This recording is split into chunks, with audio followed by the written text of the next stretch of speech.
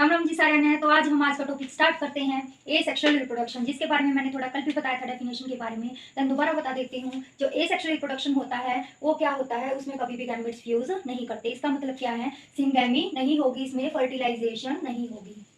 ठीक है, फर्टिलाइजेशन नहीं होगी मतलब सिंगल पेरेंट होगा। ठीक है, सिंगल पेरेंट होगा, नोट डाउन करने की बात है।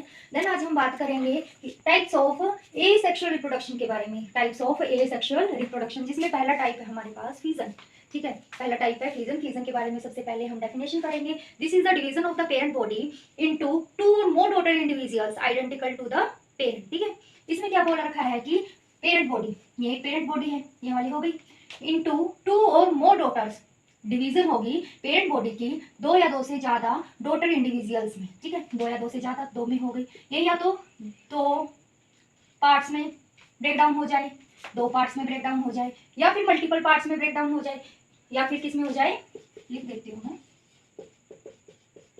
मल्टीपल पार्ट्स में ब्रेक डाउन हो जाए। ठीक है, ब्रेक डाउन हो जाए तो इसको हम बोलते हैं फिजन। फिजन की बात करूं अगर मैं, तो एक सिंपल सा है बाइनरी फिजन। सिंपल सा है बाइनरी फिजन। ये क्या बोलता है कि जो पेरेंट ऑर्गेनिज्म है वो डिवाइडेड इनटू टू हेल्स। इसका मतलब क्या है, दो टुकड़ों में, दो टुकड़ों में क्या हो जाएगा, डिवाइड हो जाएगा। जो पेरेंट ऑर्गेनिज्म है वो दो टुकड़ों में डिवाइड हो जाएगा। देन इसके बाद each half forming and independent daughter organism.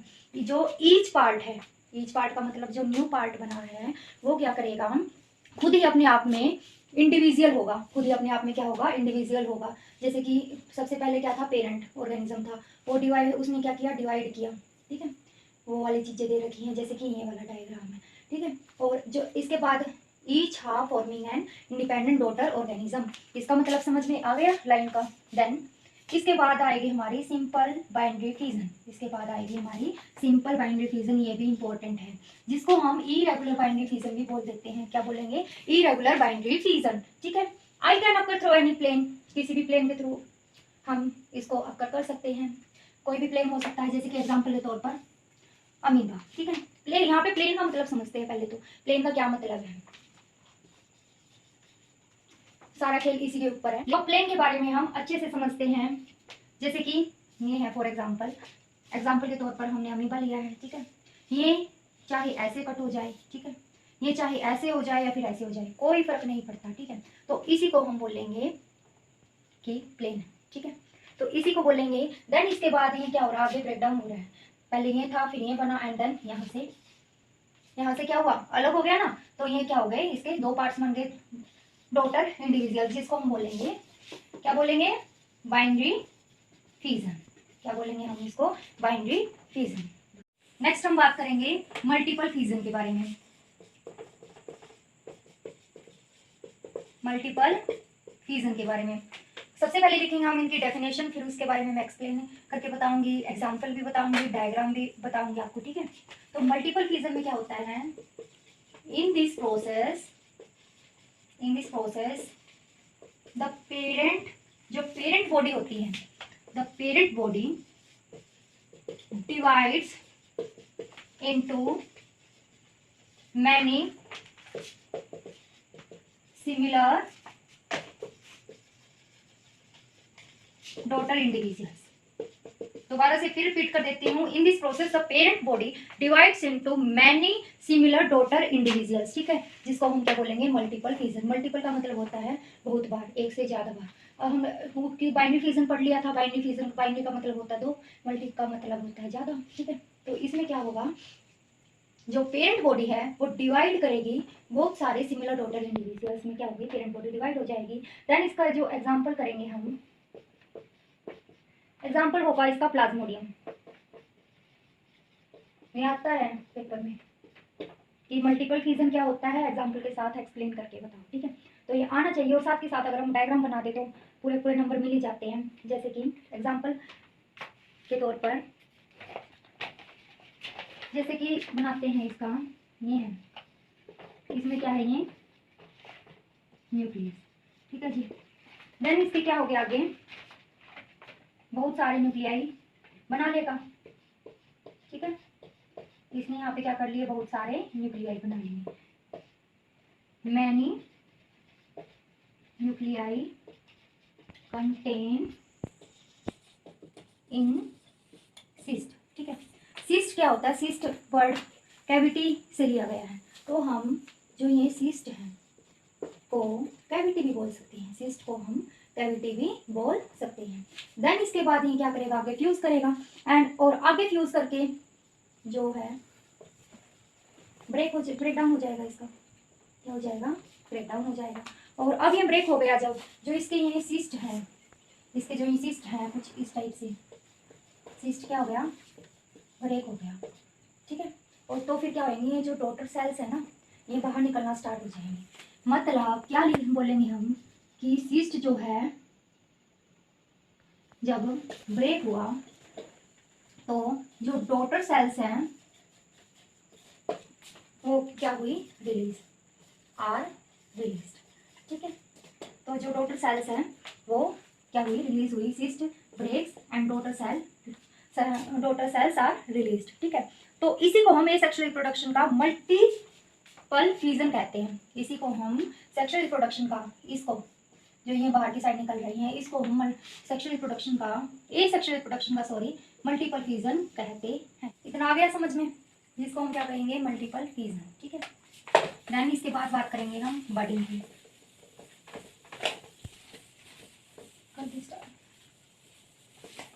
अब हम बात करेंगे बडिंग के बारे में। सबसे पहले बात की हमने फ्यूजन के बारे में, देन बडिंग के बारे में, उसके बाद बात करेंगे हम फ्रेगमेंटेशन के बारे में, फ्रेगमेंटेशन के बाद बात करेंगे रीजनरेशन के बारे में, रीजनरेशन के बाद स्पोर फॉर्मेशन के बारे में, ठीक है। सो हम बात करते हैं अब बडिंग। जो बडिंग होती है इसकी जो डेफिनेशन है, सबसे पहले डेफिनेशन नोट कर लीजिए। In budding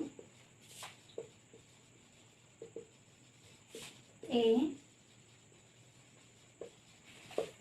daughter individual is formed from a small part of bud,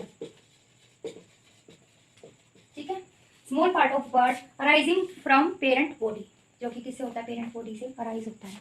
जैसे कि मैं फिगर बना के बताती हूँ आपको, उससे पहले ये समझिएगा। In budding a daughter individual is found from a small part of bud, ठीक है। इसका मतलब क्या है कि जब जो डॉटर इंडिविजुअल है वो अपने ही पेरेंट बॉडी पर बड की तरह निकलता है। क्या, जो किसकी तरह निकलता है, बड की तरह। बड की तरह कैसे, जैसे कि यहाँ पे हो गया, ठीक है, यहाँ पे ये हो गया, ठीक है। देन इसके बाद आगे ये वाला डिवाइड भी होगा, ठीक है। तो डिवाइड होने के बाद क्या होगा, यहाँ पे ये वाला टूट के कुछ इस टाइप से बन जाएगा। बुक में दे रखा है कुछ इस टाइप से बनने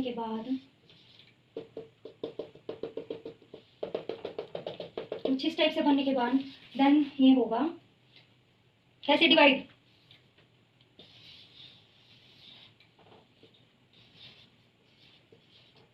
इस तरह से दोबारा फिर डिवाइड होगा।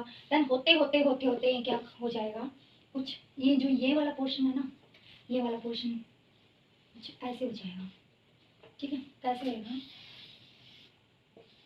और इसको हम क्या बोलेंगे, बट, इसको हम क्या बोलेंगे, बट। तो ये क्या थी, सारी की सारी एग्जाम्पल के तौर पर यीस्ट की बडिंग इन यीस्ट, ठीक है, बडिंग इन यीस्ट आई समझ में। सबसे पहले ये ऐसे था, फिर उसके बाद देन ऐसे, ठीक है, और ऐसे, ठीक है, एंड और देन फिर उसके बाद क्या हो गया, ये ऐसे हो गया, ये वाला अलग, ये वाला अलग, और यहाँ पे जो ये वाला पोर्शन है वो अलग, ठीक है।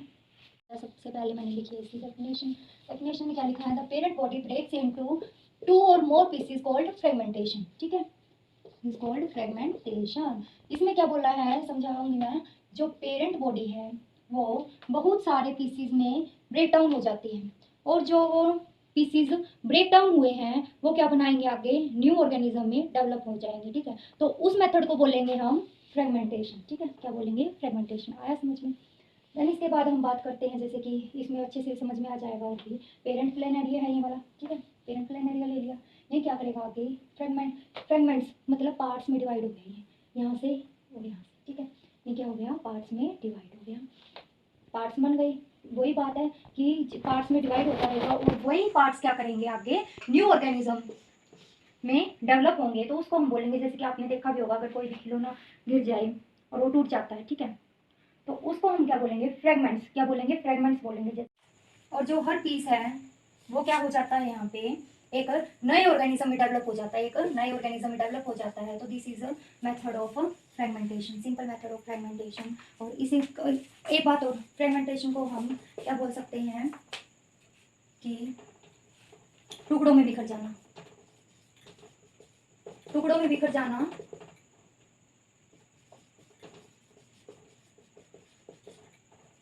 फ्रेगमेंटेशन कहलाता है, ठीक है। देन हमारा टॉपिक हो गया यहाँ ये वाला क्लियर। इसके बाद है रीजनरेशन का टॉपिक। अगला जो पार्ट है हमारा इसमें रीजनरेशन है, it is the regrowth in the injured region. इसमें क्या है, पर्टिकुलर इंजर्ड रीजन है और यही जो है डिफरेंस रीजनरेशन और फ्रेगमेंटेशन के बीच में है, ठीक है।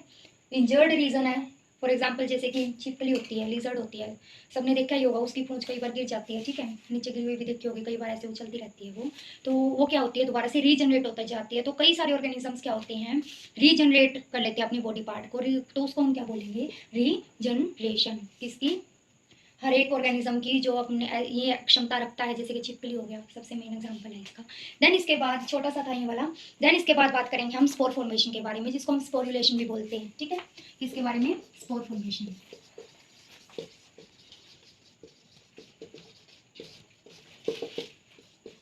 या फिर स्पोरुलेशन, ठीक है। इसके कुछ एक पॉइंट है। स्पोर फॉर्मेशन का पहला पॉइंट है हमारा ये वाला, spore are minor single cell thin और थिक वॉल्ड प्रोपेगेशन। अगर आपको प्रोपेगेशन याद ना हो तो इसकी जगह आप पार्टिकल, ठीक है, यहाँ पे पूरा मेंशन कर दूंगी। डिस्पर्सिव का मतलब क्या होता है, डिस्पर्सिव का मतलब होता है जो बहुत ही जगह में फैल जाए, बिल्कुल ऐसे, ठीक है, तो उसका मतलब होता है डिस्पर्सिव। इसका मतलब क्या है, जब कोई भी डिस्पर्सिव ऑर्गेनिज्म कहीं पे भी लैंड करेगा, ठीक है, कोई भी डिस्पर्सिव ऑर्गेनिज्म है वो लैंड कर रहा है तो वहाँ पे क्या करेगा, फैलने का काम, ठीक है। वहाँ फैलेगा कैसे, कौन सा ऑर्गेनिज्म बनाएगा फैल के, जहाँ जो सी ऑर्गेनिज्म का वहाँ पे स्पोर होगा। तो ये वाला पॉइंट होता है हमारा इसके साथ कवर। देन ए और ये वाली रह गया, ये कॉमन होता है इसमें, मोनेरा में, प्रोटिस्टा में, एल्गी में और फंजाई में, ठीक है। देन इसके बाद नेक्स्ट पॉइंट आता है मोटाइल। मोटाइल की बात करें तो इसको हम जू स्पोर भी कहते हैं, ठीक है। मोटाइल स्पोर्स आर कॉल्ड जू स्पोर्स। देन इसके बाद नॉन मोटाइल होते हैं उसमें क्या होता है, स्पोरेंजियोस्पोर्स भी होते हैं, कोनिडिया भी होता है। ये डिटेल में बात करेंगे नेक्स्ट पार्ट के अंदर, इस वीडियो के ही का नेक्स्ट पार्ट आएगा उसके अंदर बात करेंगे। तो आज के लिए बस इतना ही। हमने किस किस के बारे में रिवाइज कर लेते हैं दोबारा से। हमने किस किस के बारे में बात की थी, एसेक्सुअल रिप्रोडक्शन के बारे में, उसकी आगे हमने इसके आगे पार्ट्स किए थे, पार्ट्स के बाद वर्डिंग स्टार्ट हुई थी, फ्यूजन के बारे में स्टडी की थी, फ्रेगमेंटेशन के बारे में स्टडी की थी, रीजनरेशन के बारे में और स्पोर फॉर्मेशन के बारे में। तो अब ये जो है स्पोरेंजियोस्पोर के बारे में और ये जो है कोनिडिया और थोड़े बहुत इनके बारे में क्या करेंगे, अगली वीडियो में स्टडी करेंगे, क्योंकि बहुत बड़ा पार्ट है, इस वीडियो में नहीं हो पाएगा। तो आज के लिए इतना ही। Thank you so much.